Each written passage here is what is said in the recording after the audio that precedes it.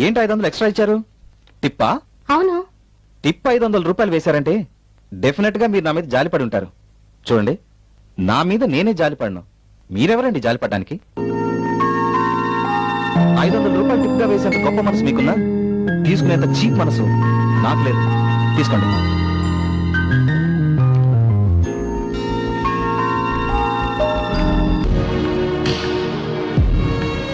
ఏమంటే దివ్య గారు, ఏంటండి మిమ్మల్ని ఇది మోసుకెళ్ళాలి కానీ మీరేంటి దీన్ని తోసుకెళ్తున్నారు?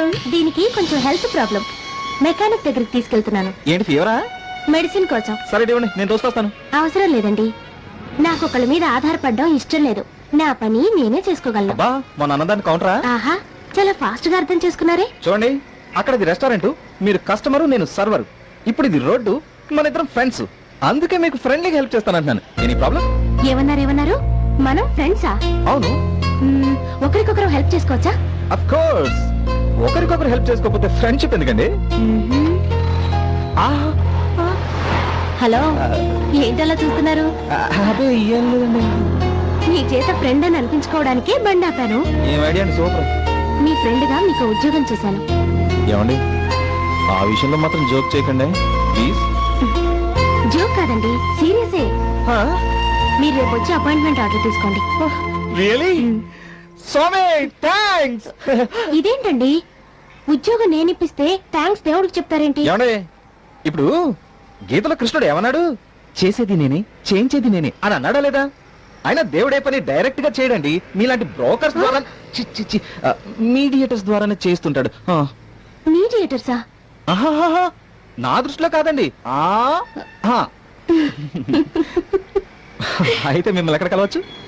రోడ్ నెంబర్ 9 బస్ స్టాప్ దగ్గర 10 o'clock కి వెయిట్ చేస్తూ ఉండండి, నేను వచ్చి పికప్ చేసుకుంటాను. ఓకే, 9 o'clock నుంచి వెయిట్ చేస్తానండి. బాయ్. రండి, డ్రాప్ చేస్తాను. భలే వారండి, మనకు ఆల్రెడీ లిఫ్ట్ రెడీగా ఉందండి. ఆల్రెడీ రెడీగా ఉందా? ఎక్కడా? మీరే చూడండి.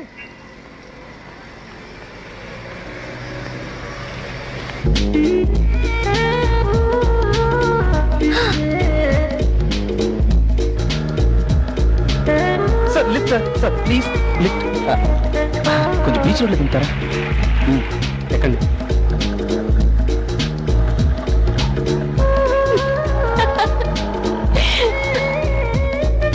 తులసమ్మ నన్ను కాపాడు తల్లి, నా కోరిక తీర్చు తల్లి. అమ్మ తులసమ్మ. ఏమిటిది?